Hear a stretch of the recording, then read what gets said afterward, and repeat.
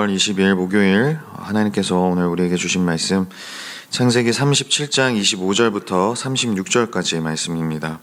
한 절씩 교독하고 마지막 절은 함께 읽도록 하겠습니다. 그들이 앉아 음식을 먹다가 눈을 들어 본즉 한 무리의 이스마엘 사람들이 길르앗에서 오는데 그 낙타들의 향품과 유향과 몰약을 싣고 애굽으로 내려가는지라. 유다가 자기 형제에게 이르되 우리가 우리 동생을 죽이고 그의 피를 덮어둔들 무엇이 유익할까? 자, 그를 이스마엘 사람들에게 팔고 그에게 우리 손을 대지 말자. 그는 우리의 동생이요 우리의 혈육이니라 하매 그의 형제들이 청종하였더라. 그때 미디안 사람 상인들이 지나가고 있는지라. 형들이 요셉을 구덩이에서 끌어올리고 은 20에 그를 이스마엘 사람들에게 팔매 그 상인들이 요셉을 데리고 애굽으로 갔더라. 르우벤이 돌아와 구덩이에 이르러 본즉 거기 요셉이 없는지라. 옷을 찢고 아우들에게로 되돌아와서 이르되 아이가 없도다. 나는 어디로 갈까? 그들이 요셉의 옷을 가져다가 순념소를 죽여 그 옷을 피에 적시고 그의 채색옷을 보내어 그의 아버지에게로 가지고 가서 이르기를 우리가 이것을 발견하였으니 아버지 아들의 옷인가 보소서 하매 아버지가 그것을 알아보고 이르되 내 아들의 옷이라. 악한 짐승이 그를 잡아먹었도다. 요셉이 분명히 찢겼도다 하고 자기 옷을 찢고 굵은 배로 허리를 묶고 오래도록 그의 아들을 위하여 애통하니 그의 모든 자녀가 위로하되 그가 그 위로를 받지 아니하여 이르되 내가 슬퍼하며 스올로 내려가 아들에게로 가리라 하고 그의 아버지가 그를 위하여 울었더라. 함께 읽겠습니다. 그 미디안 사람들은 그를 애굽에서 바로의 신하 취니 대장 보디발에게 팔았더라. 아멘. 주님의 은혜와 평강이 여러분과 함께하기를 바랍니다. 어제 본문에서 요셉을 구덩이에 던져 넣었던 그 형들은 태연하게 앉아 음식을 먹습니다. 오늘 본문 25절은 이렇게 시작을 하죠. 그들이 앉아 음식을 먹다가. 그들이 먹던 음식은 아마 이 요셉이 아버지의 심부름으로 전달했던 음식이었을 겁니다. 심부름한 동생의 옷을 벗기고 웅덩이에 던져 넣은 다음 태연하게 그 동생이 갖다 준 그 음식을 먹었다는 것은 이들이 자신들의 행동에 전혀 죄책감을 느끼지 않았다라는 것을 보여주고 있죠. 이 동생을 향한 증오심이 엄청났음을 보여주는 동시에 이들이 사람의 생명을 귀하게 여기지 않았던 그 가나안의 문화에 많이 동화되어 있음을 또 잘 보여주기도 합니다. 그때 한 무리의 이스마엘 사람들이 오고 있었죠. 25절 말씀입니다. 그들이 앉아 음식을 먹다가 눈을 들어 본즉 한 무리의 이스마엘 사람들이 길르앗에서 오는데 그 낙타들의 향품과 유향과 몰약을 싣고 애굽으로 내려가는지라. 여기에서 무리로 번역된 이 오르하라는 단어는 여행하는 무리를 가리키는데 특히 이 대상을 가리키기도 합니다. 그들이 낙타들의 향품과 유향과 몰약을 싣고 오는 것으로 보아 이 대상인들이 분명하죠. 그들은 장사꾼들이었으므로 이 돈이 되는 것은 무엇이든지 또 사고 팔 수 있는 사람들이었습니다. 그런데 참 놀라운 것은 이 요셉이 구덩이에 던져진 채 그곳에서 속절없이 죽을 수도 있는 상황 속에서 이 마침 애굽으로 향하던 상인들이 그곳을 지나간 것입니다. 이건 결코 우연히 일어난 일이 아닙니다. 이런 절망적인 상황 속에서도 하나님은 우리가 전혀 생각하지 못했던 방법으로 하나님의 역사를 이루어 가십니다. 마침 그 상단의 목적지가 이 애굽이었던 것 역시 하나님의 구원의 경륜 가운데 이 모든 일들이 다 이루어지고 있음을 잘 보여주고 있습니다. 이 앞선 본문에서는 이 르우벤이 장자의 역할을 했는데 26절에서는 유다가 이 주도적인 역할을 하죠. 무슨 이유로 이 맏아들 르우벤이 형제들과 같이 있지 않았는지 성경은 말하고 있지 않지만 뒤에 이어지는 말씀을 통해 이 르우벤이 자리에 없었던 것은 분명합니다. 이 르우벤이 없을 때 이 형제들 사이에서 리더십을 발휘한 것이 이 넷째 아들 유다입니다. 26절과 27절을 보면 유다가 이렇게 말하고 있죠. 유다가 자기 형제에게 이르되 우리가 우리 동생을 죽이고 그의 피를 덮어둔들 무엇이 유익할까? 자, 그를 이스마엘 사람들에게 팔고 그에게 우리 손을 대지 말자. 그는 우리의 동생이요 우리의 혈육이니라 하매 그의 형제들이 청종하였더라. 유다의 이 발언은 오랫동안 논란을 불러왔습니다. 이 학자들 간의 의견이 분분한데요.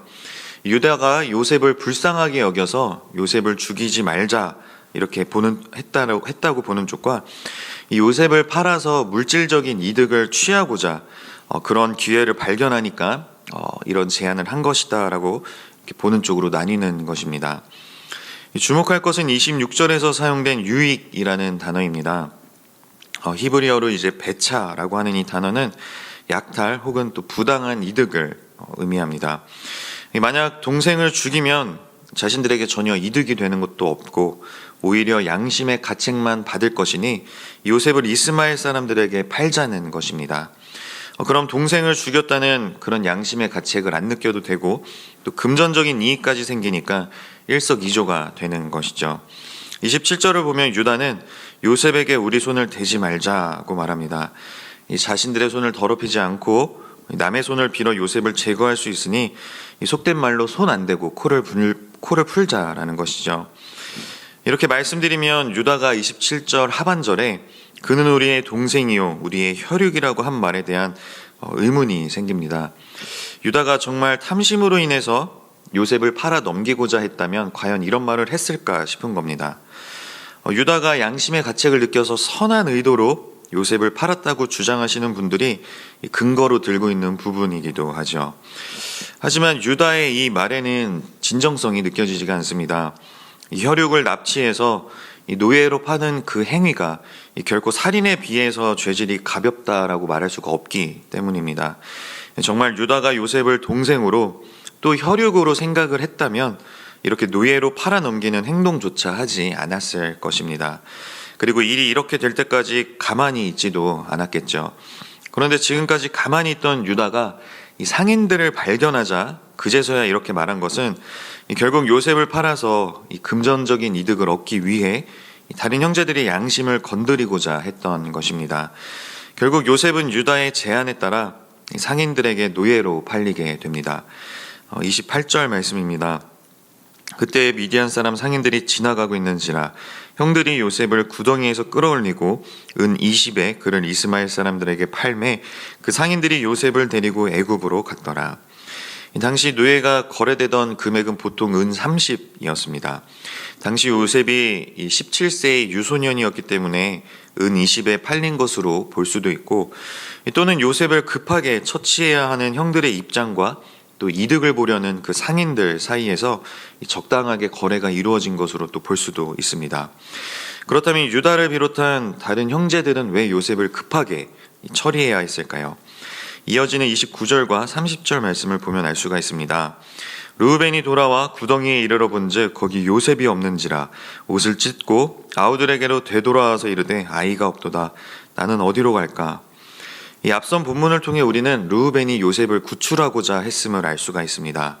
이 아버지 야곱에게로 돌려보내려는 그런 생각이 있었죠. 이 르우벤의 의도가 과연 선했는가는 역시 유다의 경우처럼 의견이 또 분분합니다. 이 아버지에게 장자로서 인정받고 싶고 또 사랑받고 싶은 마음에 그 아버지의 환심을 얻기 위해서 요셉을 구출하려고 했을 수도 있고 또는 장자로서 이 모든 일들을 아버지에게 설명해 드려야 되고 또 맏형으로서 이 책임을 져야 하니까 요셉이 밉지만 어쩔 수 없이 구출하려고 했을 수도 있습니다. 이유야 어찌되었든 이 르우벤의 이런 생각은 다른 형제들도 알고 있었습니다.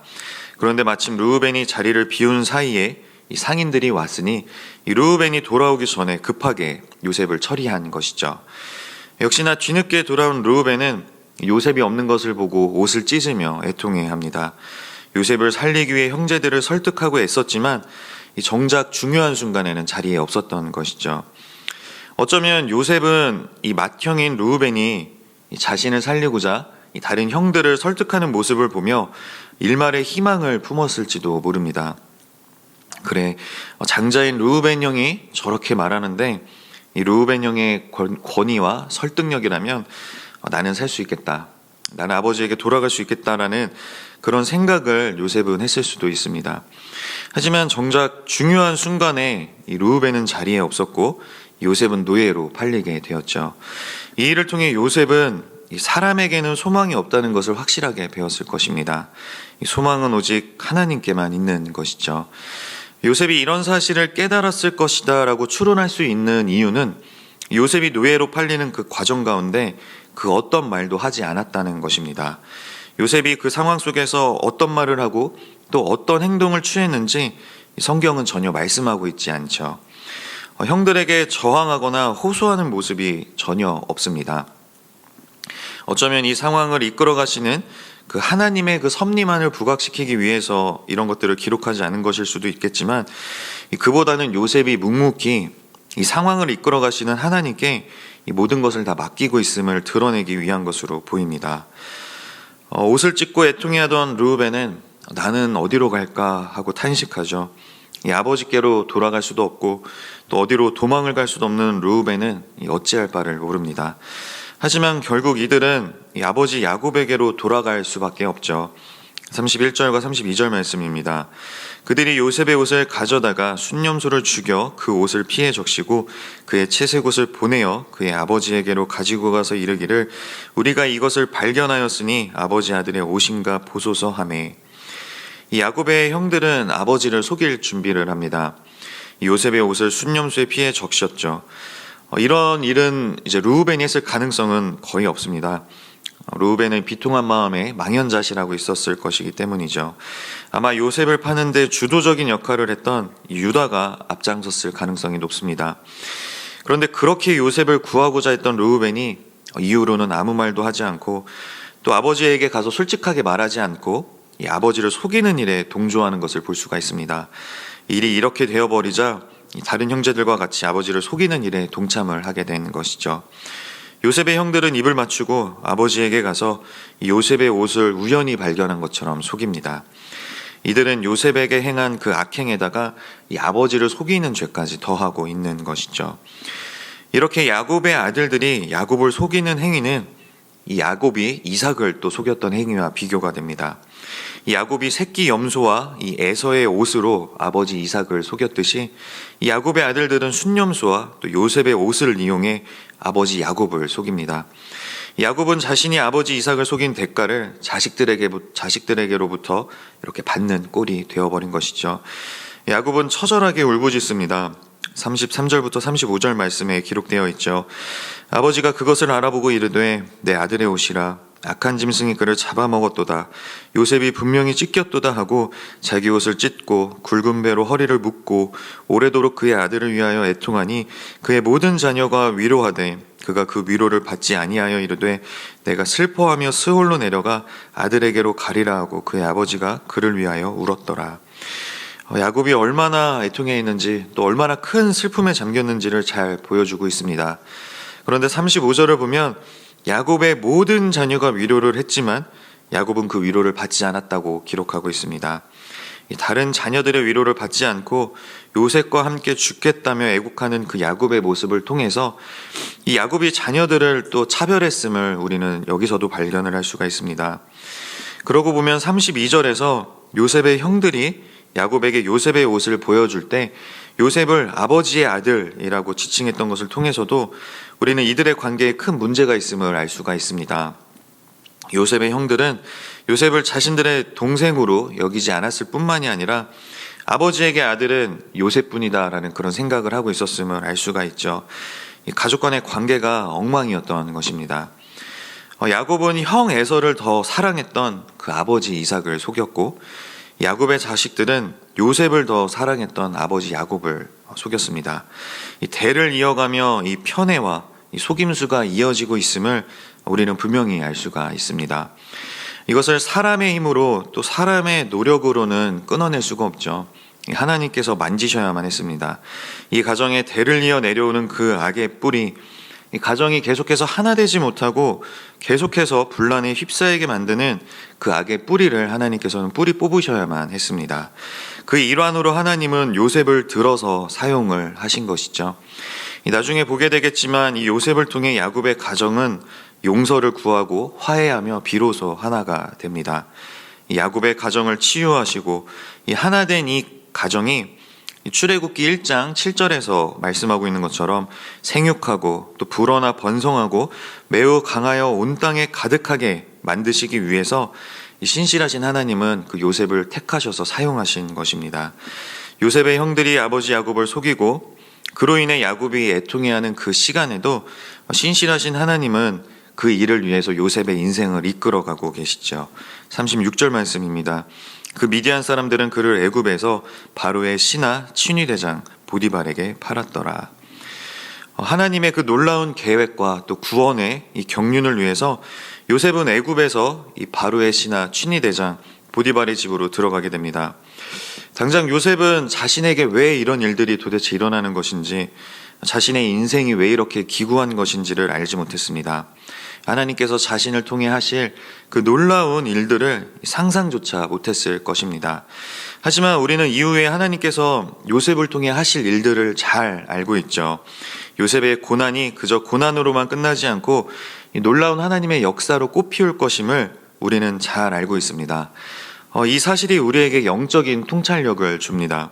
당장 눈앞에 닥쳐있는 나의 고난과 역경이 그저 고통스러운 것으로 끝나지 않고 이 일을 통해 하나님께서 반드시 이루어 가실 일이 있다라는 그 믿음을 우리가 가질 수 있도록 해주는 것이죠. 요셉이 겪은 일을 보면 하나님께서 직접적으로 개입하신 것은 없지만 이 모든 일들 가운데 하나라도 어긋났다면 요셉은 보디발의 집에 팔려가지 못했을 것임을 우리는 알 수가 있습니다. 결국 요셉의 삶 가운데 일어난 이 모든 일들 가운데 하나님의 뜻이 아닌 것이 없다라는 것이죠. 우리에게 닥치는 모든 일들 역시 이와 마찬가지입니다. 하나님의 섭리와 또 하나님의 뜻이 아닌 것이 없다라는 것이죠. 결국 우리에게 필요한 자세는 왜 하나님이 나에게 이런 일을 하시는 것인지 따지고 원망하는 것이 아니라 이 일을 통해 하나님께서 이루어 가실 그 하나님의 뜻을 구하며 인내하고 또 극복해내는 것입니다. 사랑하는 성도 여러분, 내 마음대로 또 내 계획대로 되지 않는다고 해서 실망하지 마시고 끝까지 신실하신 하나님을 신뢰하시기를 바랍니다.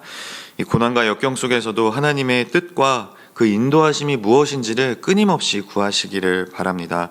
좌절하지 마시고 또 인내하며 묵묵히 그 길을 끝까지 걸어 나가시기를 바랍니다. 그럴 때 우리는 요셉처럼 하나님께 귀하게 쓰임받으며 또 하나님께서 행하시는 그런 놀라운 일들을 경험할 수가 있을 것입니다. 그런 복된 인생을 살아가는 저와 여러분이 다 되기를 간절히 소망하고 또 축복합니다. 기도하겠습니다. 사랑과 은혜가 풍성하신 하나님 아버지, 저희들에게 어떤 상황과 환경 속에서도 신실하신 그 하나님의 일하심을 믿고 나아가는 담대한 믿음을 주시기를 원합니다. 내 마음대로 또 내 뜻대로 되지 않아 하나님을 원망하고 싶은 마음이 들 때마다 이 일들을 통하여 하나님께서 이루어 가실 그 놀라운 계획과 또 섭리의 소망을 품게 하여 주옵소서. 그 어떤 고난과 역경 속에서도 끝까지 포기하지 않고 인내할 수 있도록 성령으로 충만하게 하시고 저희를 도와주옵소서. 그리하여 하나님께서 행하실 그 놀라운 일들 가운데 하나님께 영광을 올려드리며 그 기쁨을 함께 누리는 저희 모두가 다 되게 하여 주옵소서. 예수님의 이름으로 축복하며 기도하옵나이다. 아멘.